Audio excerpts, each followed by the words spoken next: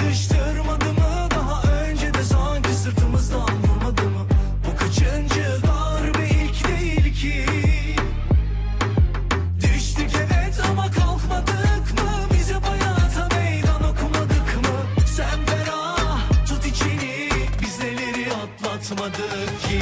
Geçecek geçecek elbet bu da geçecek. Gör bak umudun gününü gülecek. Oh silleri takıp oynayacağız o zaman. O çiçekten günler çok yakın inan. Gidecek gidecek geldiği gibi gidecek. Her şeyin sonu var, bu çile de bitecek. Oh silleri takıp oynayacağız o zaman. O çiçekten günler çok yakın inan.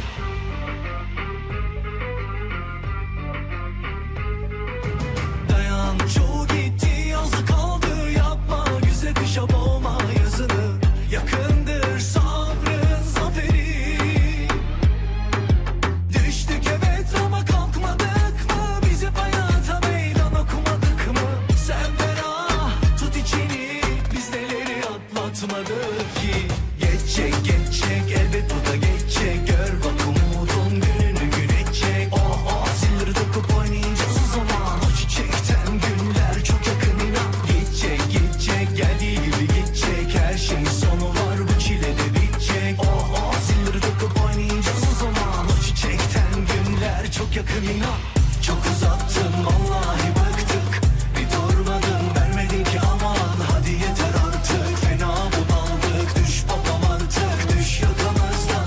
Var bir hayır her şerde dedik.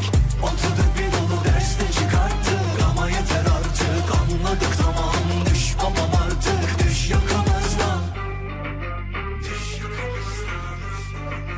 Düş yakamızdan. Beni sorarsan ben de iyi değilim pek. Kalmadı eski neşem, hiç tadım tuzum yok pek. Dar dar dar geliyor ruhuma bedenim. Har har yanıyorum, küle dönmek üzereyim. Bir suyun akışındayım, bir gidiyorum tersine. Bir arkadaşım ümitle, bir aram açık kaderle. Lakin sabrın sonu selamettir beklerim. Gün doğmadan neler doğar bilirim. Geçecek geçecek elbet bu da geçecek. Gör bak umudun gününü gülecek. Oh zilleri takıp oynayacağız o zaman. O çiçekten